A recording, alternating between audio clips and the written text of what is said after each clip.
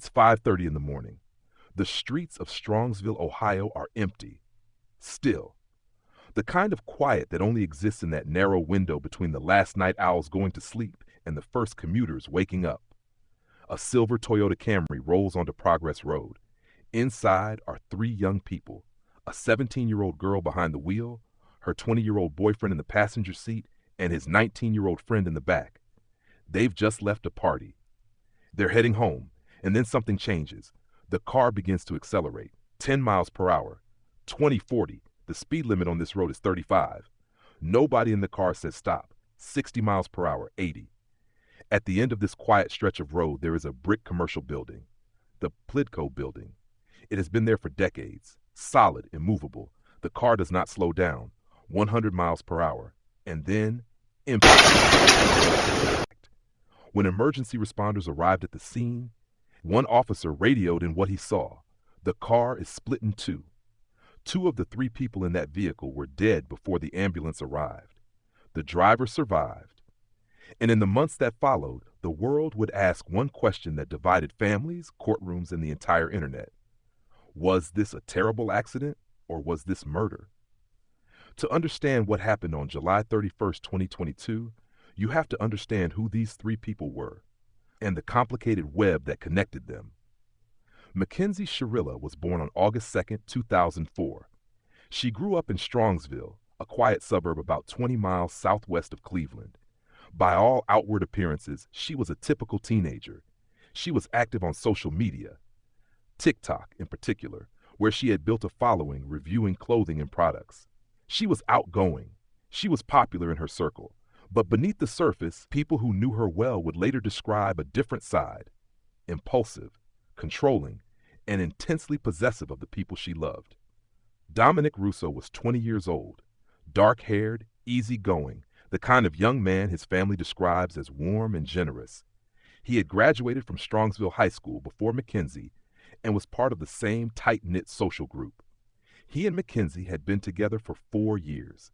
4 years. She was just 13 when they first got together. He was 16. By the time of the crash, she had known him for nearly a third of her entire life. Davion Flanagan was 19. He was Dominic's close friend, part of the same crew, a familiar face at the same parties, the same hangouts.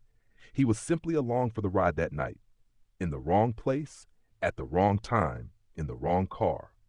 Neither Dominic nor Davion would ever see their 21st birthdays.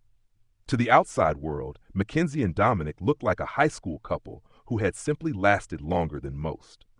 But behind closed doors, the people closest to them paint a very different picture.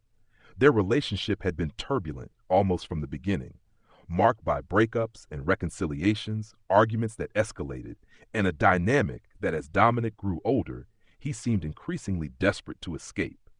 In the months before the crash, things had grown worse. Dominic's mother, Christine, would later say the relationship had become genuinely toxic, that Dominic wanted out, that Mackenzie would not let him leave. And then there was the incident 2 weeks before July 31st. On July 17, 2022, Mackenzie was driving on Interstate 71 with Dominic in the passenger seat. The two were arguing, and in the middle of that argument, Mackenzie made a threat. She told him she was going to crash the car. A family friend who was called to intervene that day would later testify that they heard Mackenzie screaming, "I'm going to wreck this car right now," while trying to hit Dominic with her hands. That moment would become one of the most chilling pieces of evidence in the trial that followed, because 2 weeks later, on a quiet road at 5:30 in the morning, she did exactly what she had promised. Here is what we know happened on the morning of July 31st, 2022. Mackenzie, Dominic, and Davion left a party together. Mackenzie was driving her Toyota Camry. All three had marijuana in their systems. Investigators later found a small amount of marijuana in Mackenzie's purse and psilocybin mushrooms concealed in her clothing. At some point during the drive home, Mackenzie turned onto Progress Road, a route that was not her normal way home. A quieter road, a less traveled stretch. The Camry's own onboard computer, its event data recorder, told investigators everything they needed to know about what happened next.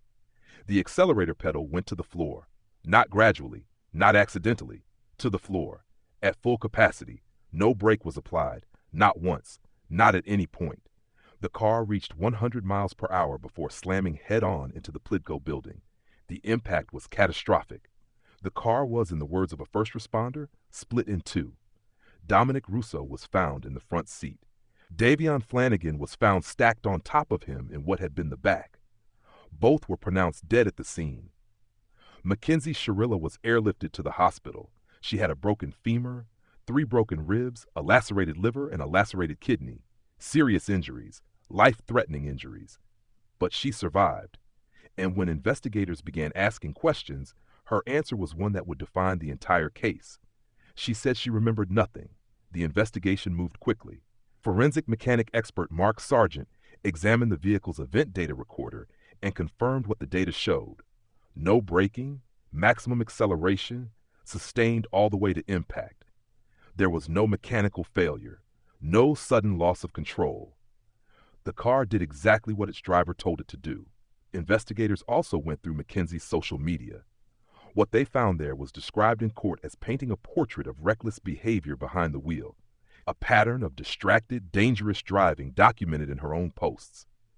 Then there were the text messages, the witness accounts, the testimony from Dominic's family about the state of the relationship in those final weeks. Prosecutors began to build a picture not of a tragic accident, but of something far more deliberate. Cuyahoga County charged Mackenzie Shirilla with 4 counts of murder, 4 counts of felonious assault, 2 counts of aggravated vehicular homicide, 1 count of drug possession, and 1 count of possessing criminal tools. She was 17 at the time of the crash, but she would be tried as an adult. She pleaded not guilty. The trial began on August 7, 2023. Because Mackenzie had waived her right to a jury trial, the verdict would rest entirely in the hands of one person, Cuyahoga County Common Pleas Judge Nancy Margaret Russo. No relation to Dominic. It was a bench trial. 4 days, no jury box. Just a judge, the evidence, and the weight of 2 deaths. The prosecution's case was built on 3 pillars. First, the physical evidence, the event data recorder, the full throttle acceleration, the complete absence of braking, expert testimony confirming no mechanical failure. Second, the pattern of behavior, the July 17th incident on the interstate, the threat to crash the car, testimony from witnesses who described Mackenzie as volatile and controlling. Third, the route. Prosecutors argued that the turn onto Progress Road was deliberate, that Mackenzie had chosen a quiet, obscure road at an hour when few people would be around to witness or intervene. The defense pushed back on every point. They argued the relationship had been mutually difficult. They raised the possibility of a medical emergency. Mackenzie's mother testified that her daughter had been diagnosed with POTS, a disorder of the autonomic nervous system that can cause sudden dizziness and blackouts. They suggested the crash could have been an accident no one could definitively explain. Mackenzie herself maintained she had no memory of what happened. The courtroom watched the security footage from the crash multiple times. The grainy video showing the Camry pulling onto the road, accelerating, disappearing into the darkness of that early morning, and then the flash of impact. On August 14, 2023, Judge Russo delivered her verdict. Guilty on all counts. The words Judge Russo spoke at that verdict reading have been replayed and quoted thousands of times since. She did not hold back. She described watching Mackenzie transform in the security footage, going from a controlled, normal driver to something she called literal hell on wheels as the car picked up speed down that road. She said Mackenzie had chosen that route deliberately, that she had chosen that time deliberately, early morning when no one would be around, that every detail pointed to premeditation. And she said this: she had a mission, and she executed it with precision. The mission was death. Mackenzie broke down in tears as the verdict was read. 1 week later, on August 21, 2023, she was sentenced to life in prison with the first possibility of parole after 15 years. Her earliest possible release date is October 29, 2037, when she will be 33 years old. Before sentencing, Mackenzie addressed the families. She called Dominic her soulmate. She said she was deeply sorry. She said she hoped the families could one day find peace. Dominic's family did not find comfort in those words. Mackenzie's legal team has fought her conviction at every turn. In September 2023, they filed an appeal. The Ohio 8th District Court of Appeals upheld the conviction. In October 2024, they filed a petition for post-conviction relief, arguing, among other things, that the coroner's report had been improperly amended. That petition was denied, not just on the merits, but because it had been filed one day past the 365-day statutory deadline. One day, her attorneys argued that because 2024 was a leap year, they deserved an extra day. The court rejected that argument. In February 2025, her legal team appealed to the Ohio Supreme Court. In April 2025, the Supreme Court declined to hear the case. In March 2026, the 8th District Court of Appeals again upheld the denial of her bid for a new trial. As of today, Mackenzie Shirilla is housed at the Ohio Reformatory for Women in Marysville, Ohio. She is in her early 20s. She has years, possibly decades ahead of her behind bars. Her parents have never stopped fighting. Her father, Steve, has said publicly and repeatedly that he believes his daughter is innocent, that there is no evidence of prior calculation or intent, that the system got it wrong. Dominic Russo's family believes the opposite with equal certainty. This case has never stopped being debated, not on Reddit, not on TikTok, not in law schools or true crime circles or dinner table conversations across the country. And the reason is this: the question at the center of it is one of the hardest questions a court can ever be asked to answer. What was in her mind? A car accelerating to 100 miles per hour in the early morning hours can be a weapon. It can also be a moment of reckless, impaired, out-of-control behavior with no conscious intent to kill. The prosecution said the route she chose, the time she chose, the prior threats she made, taken together, they can mean only one thing. The defense said there is no way to reach inside a 17-year-old's mind and be certain. Judge Russo reached her conclusion. The appeals courts agreed. But for a lot of people watching from the outside, people who have followed every detail, read every filing, watched every clip of that surveillance footage, the debate is still alive. And now, with the Netflix documentary The Crash bringing this story to a global audience, a new generation of viewers is encountering it for the first time and coming to their own conclusions. 2 young men lost their lives on a quiet road in Strongsville, Ohio, before the sun came up on July 31st, 2022. Dominic Russo was 20 years old. He had his whole life ahead of him. Davion Flanagan was 19. He was simply someone's friend, in someone's car, on the way home.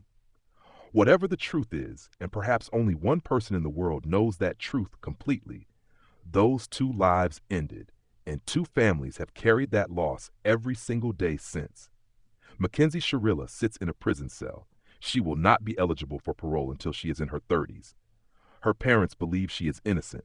The courts have repeatedly said otherwise. This is one of those cases that doesn't offer you a clean ending. No moment of catharsis. No revelation that ties everything together and lets you exhale. Just the silence of a street in the early morning, the footage of a car disappearing into the dark, and the sound of impact that changed everything. If this story moved you, if it made you think, share it. Talk about it. Because Dominic and Davion deserve to be remembered not just as names in a case file, but as the people they were. Thank you for watching.